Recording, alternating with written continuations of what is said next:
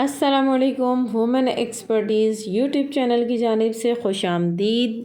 आज मैं आपके लिए लेके आ रही हूँ कच्चे आम की खट्टी मीठी चटनी, जो कि बहुत ही मज़ेदार होती है। आप इसको ज़रूर बनाइएगा और इसको खाइएगा।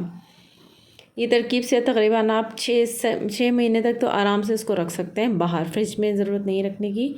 तो सबसे पहले मैंने क्या किया है, आधा किलो से कुछ ज़्यादा कच्चे आम मैंने ले लिए थे, जिनको धो के खुश्क करके इनको छील लिया। अब मैं इनको कद्दूकश करूँगी।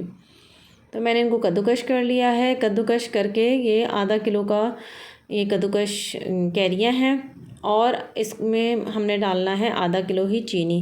या अगर आपके पास स्केल नहीं है नापने के लिए तो आपने क्या करना है, एक जितना बाउल में आपकी ये कैरियाँ आई हैं उससे आधे बाउल में आपने चीनी ले लेनी है, तो तकरीबन बराबर बराबर हो जाएगा। ठीक है, तो मैंने क्या किया, एक कढ़ाई ली, उसके अंदर मैंने ये कद्दूकश वाली कैरियाँ डाली और उसके अंदर मैंने चीनी डाल के इसको अच्छे से मिक्स किया और दरमियानी आंच पे मैंने इसको चूल्हे पे रख दिया। जब तक ये प्रोसेस हो रहा है तो मैं दूसरी तरफ आपको मसालों के बारे में भी बता देती हूँ। ये देखिए मैंने तकरीबन दरमियानी आंच रखी हुई है। इसी तरीके से आप इसको छोड़ दें, अच्छा खासा पानी आ जाएगा। इसमें पानी डालने की ज़रूरत नहीं पड़ेगी और क्योंकि हम पानी नहीं डाल रहे तो इसी वजह से ये 6 महीने तक बाहर, फ्रिज के बाहर भी आराम से रह लेगा। तो सबसे पहले एक टीस्पून मैंने सारे मसाले लिए हैं। सौंफ है, कुटी हुई लाल मिर्च है, पिसी हुई लाल मिर्च है, कश्मीरी लाल मिर्च है, ये ज़ीरा और धनिया कुटा हुआ भुना हुआ था, थोड़ी सी राई, थोड़ा सा जो है मेथी दाना, कलौंजी, नमक, काला नमक हाफ टी स्पून लिए थे। ठीक है, और हल्दी हाफ टी स्पून हल्दी। इनमें से ये धनिया, ज़ीरा और सौंफ को मैं कूट लूँगी और मज़ीद दरदरा सा, बाकी उनको मसालों को एक मतलब उनको कुछ नहीं करना हमने। चले जी आ जाए।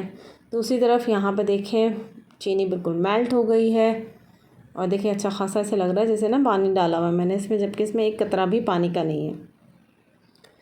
तो ये जितने मसाले मैंने आपको बताए थे सारे के सारे मसाले आपने इसके अंदर डाल देने हैं और इसको थोड़ी देर पकाना है, यहाँ तक कि शीरे के अंदर जो चीनी मेल्ट हुई है उसमें बुलबुले आने शुरू हो जाए। जब उस पर बुलबुले आने शुरू हो जाते हैं तो इसका मतलब होता है कि शीरा अच्छे से पक गया है। अच्छा, क्वांटिटी थोड़ी कम हो जाए और उसमें बुलबुले आने शुरू हो जाए, इसका मतलब है कि अब ये चटनी जो है तैयार है। तो जब तक ये कैरी की खट्टी मीठी चटनी, या आप मुरब्बा कह लें, जो मर्ज़ी के हैं इसका नाम लगा रखें, तो जब तक ये पक रहा है तब उस वक़्त तक आप ये काम करें कि जल्दी से लाइक कर दीजिए। आपको ज़रूरी पसंद आया होगा तो यहाँ तक पहुँचे हैं ना आप लोग, तो आप इसको लाइक कर दीजिए और अगर नए हैं तो चैनल को सब्सक्राइब कर दीजिए और बेल आइकन के बटन को भी दबाइएगा, क्योंकि इस तरीके से आपको मेरी नई आने वाली जो वीडियो होगी वो फ़ौरन उसका नोटिफिकेशन मिलेगा, तो आप उसको फ़ौरन आसानी से देख सकते हैं। तो जनाब ये तकरीबन तैयार है। अब देखिए इसके अंदर मुझे थोड़ा सा नमक कम लगा था तो मैंने हाफ़ टी स्पून काला नमक और हाफ़ टी स्पून ही मैंने नॉर्मल जो नमक होता है वो डाला है। इसके अलावा इसमें डाला है 1 टेबल स्पून मैंने सिरका।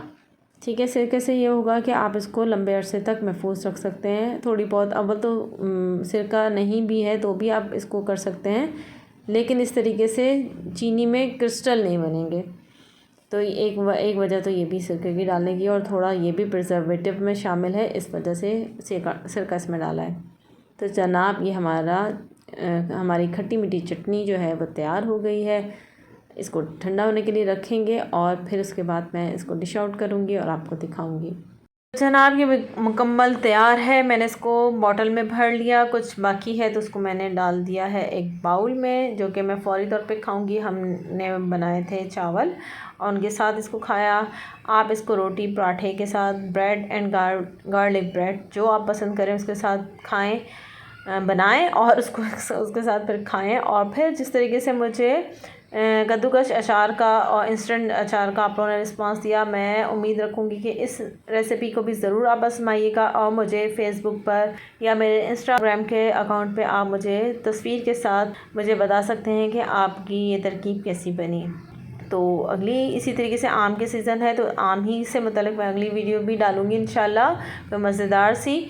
तो आप मेरे चैनल के साथ मुंसलिक रहिए।